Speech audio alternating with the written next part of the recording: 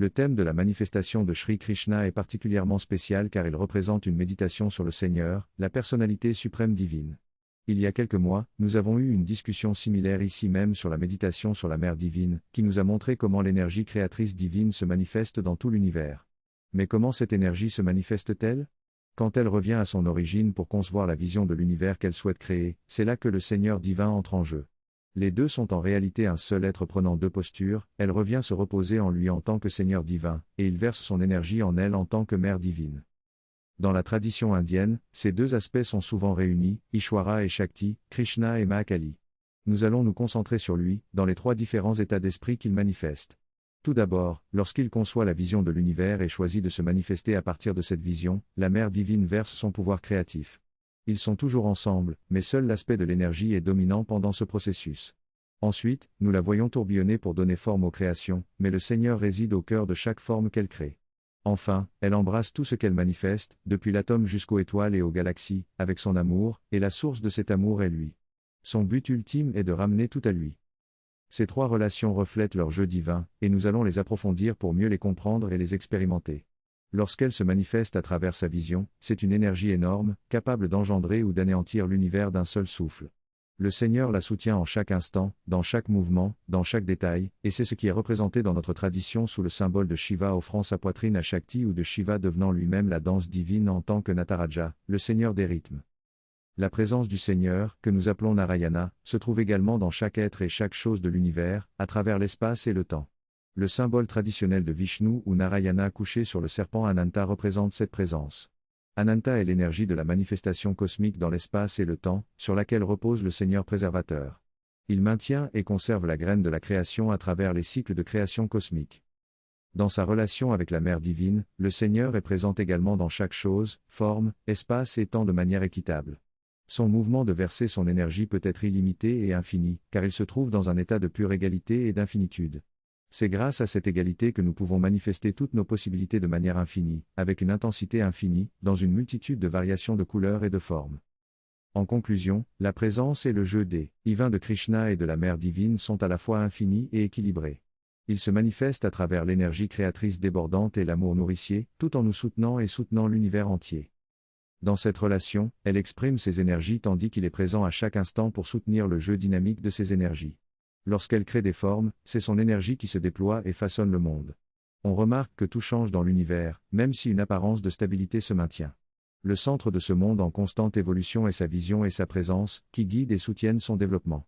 Sans lui, les mondes s'effondreraient. Il est le soutien et le gardien de l'univers.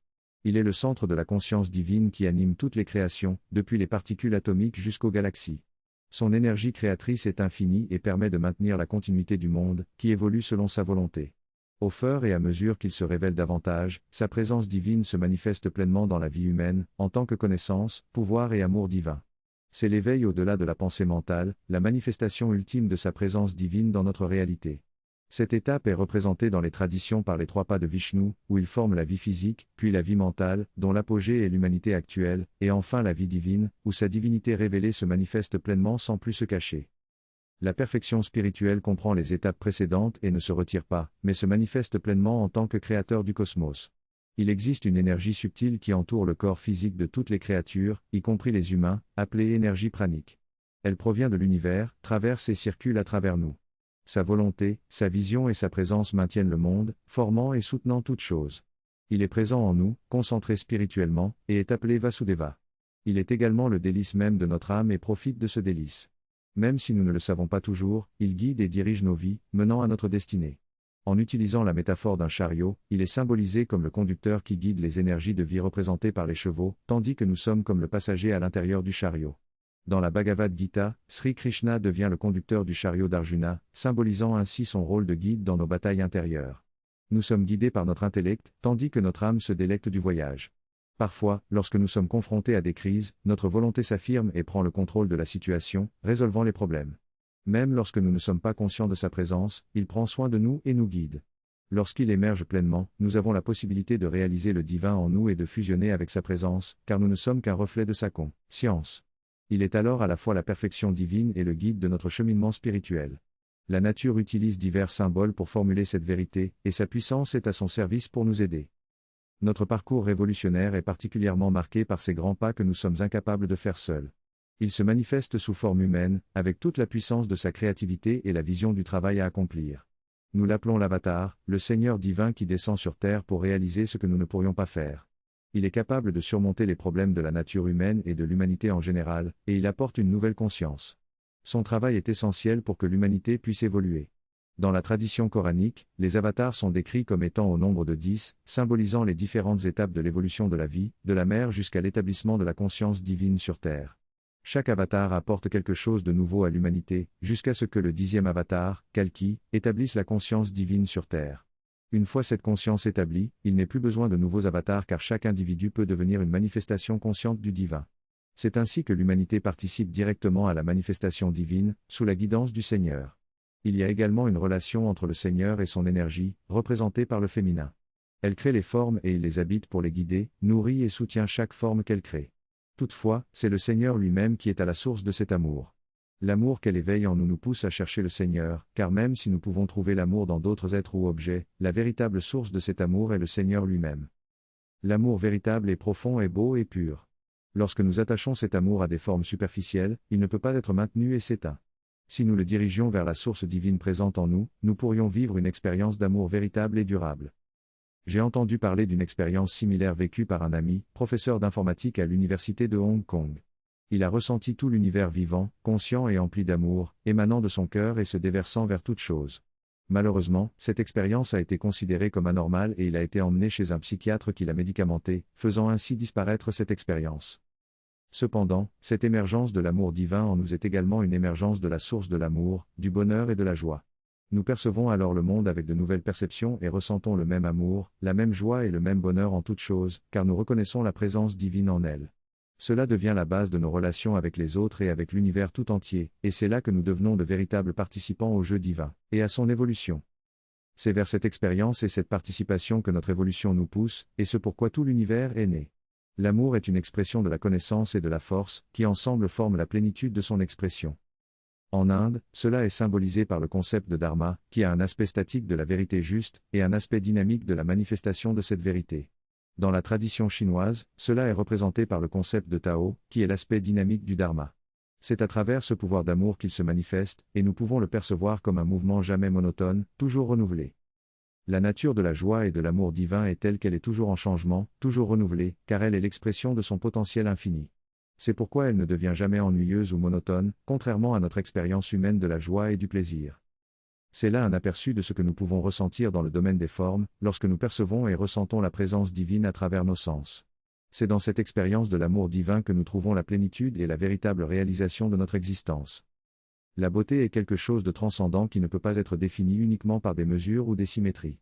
Dans la tradition indienne, la beauté est décrite comme quelque chose de nouveau qui se manifeste moment après moment. C'est une qualité qui attire et plonge celui qui l'observe dans une immersion profonde. La beauté ne dépend pas uniquement de la forme, mais est une expression qualitative de la nouveauté, de l'amour et du plaisir présent en nous et dans toutes les choses. Cette puissance créatrice de l'énergie divine est appelée Mahalakshmi. Être près d'elle procure un bonheur profond et sentir sa présence dans notre cœur est une extase et une merveille. De la grâce, du charme et de la tendresse émanent de sa personne. Son toucher est magnétique et son influence raffine l'esprit, la vie et le corps. Là où elle pose les pieds, des ruisseaux miraculeux d'une béatitude envoûtante se déversent. Lorsque l'on contemple le Seigneur dans sa forme de manifestation dans le corps physique, on fait l'expérience de cette puissance. Cela se produit littéralement lorsque l'on fixe le regard sur le visage de Sri Krishna. L'âme est capturée et plongée dans une béatitude insondable. Son toucher magnétique guérit et éveille, révélant ainsi notre plus profond et notre meilleur. Cette manifestation pure de l'amour se produit dans la vie de l'Avatar, comme on le voit dans la vie de Sri Krishna à Brindavan. Les histoires de Sri Krishna et Radha, ainsi que des gopis, ont une réalité physique mais aussi une vérité symbolique profonde. Par exemple, dans l'histoire des gopis occupés par leurs tâches quotidiennes, le processus de laitage des vaches symbolise l'évolution de la conscience, allant de la conscience mentale à la conscience spirite, UL. Lorsque les gopis entendent le son de la flûte de Sri Krishna, l'appel de l'amour divin et de la béatitude, elles se libèrent de leurs attachements et se dirigent vers lui, cherchant la source de bonheur suprême. De la même manière, dans nos vies, lorsqu'un appel plus grand se fait sentir, toute autre chose devient insignifiante et notre aspiration se tourne vers la vérité et la joie du divin. Cet extrait parle de la quête du plaisir dans la forêt, symbolisant la recherche de l'unité et de la plénitude. Il décrit comment le plaisir se cache derrière différentes formes et apparences, et comment il guide les gens vers le centre de la forêt, représentant l'unique plaisir de la multiplicité. Le texte évoque également le symbolisme des vêtements que nous portons dans la vie, représentant nos vertus et nos vices. Pour atteindre l'unité ultime, il est nécessaire de se défaire de ces vêtements et de se présenter devant le Seigneur tel que nous sommes réellement. Le récit parle ensuite des gopis, qui symbolisent l'âme humaine, et de leur danse autour de Sri Krishna, manifestant son amour et sa joie. Chaque gopi a une expérience unique de Krishna, tout comme chacun de nous est une expression unique de la conscience divine. Le texte présente différentes façons de percevoir le divin, depuis l'expérience individuelle intérieure jusqu'à la perception d'un être qui soutient l'univers tout entier. Finalement, la plus haute réalisation du divin est appelée la plus haute personnalité, représentée par Sri Krishna, qui incarne l'unité et l'intégralité de toutes les perceptions divines. Ce texte parle de la manière dont Krishna est décrit dans l'hindouisme. Il est décrit comme ayant la peau noire ou bleue, mais cette couleur bleue représente en réalité la couleur de son aura, la présence de sa conscience. Le mot Krishna en sanskrit signifie également obscur ou crépuscule. Cela fait référence au pouvoir d'attraction et d'amour que Krishna incarne, qui absorbe la lumière et attire tout vers lui. Il y a 3 mouvements de cet amour magnétique, il se manifeste, nourrit et guide chaque forme, et attire tout vers lui pour que tout puisse tournoyer autour de son centre. Sri Krishna est ainsi comparé à un machiniste qui fait tourner le monde et toutes les créatures autour de lui. Au fur et à mesure que l'on évolue spirituellement, on passe de l'instinct animal à la conscience éveillée, et le jeu devient une danse de la conscience libérée en divinité. Le texte se termine en citant Sri Aurobindo, qui décrit l'expérience de se tenir devant le Seigneur Krishna et de le connaître intimement comme la plus haute personnalité divine, où toute grâce, gloire et divinité est concentrée en une seule forme. Tout est contenu en lui, toutes les déités que nous avons adorées sont en lui. L'amour et la joie sont la tête de cette forme divine, et tous les pouvoirs et les joies sont présents en lui. Au lieu de les chercher à l'extérieur, si nous nous tournons directement vers la source, nous trouverons toutes ces joies. Son sourire est comparé à une rose de l'aube et ses lèvres brillent comme une étoile scintillante, répandant la découverte du paradis. Toutes les contradictions et les contraires se rencontrent et se marient en présence de Krishna. Ce texte parle de la rencontre avec le Seigneur Krishna et de la fusion de notre conscience avec la sienne. Il montre que chaque individu aura une expérience similaire et que la vie est une exploration de la délicieuse univers que représente le corps de Krishna.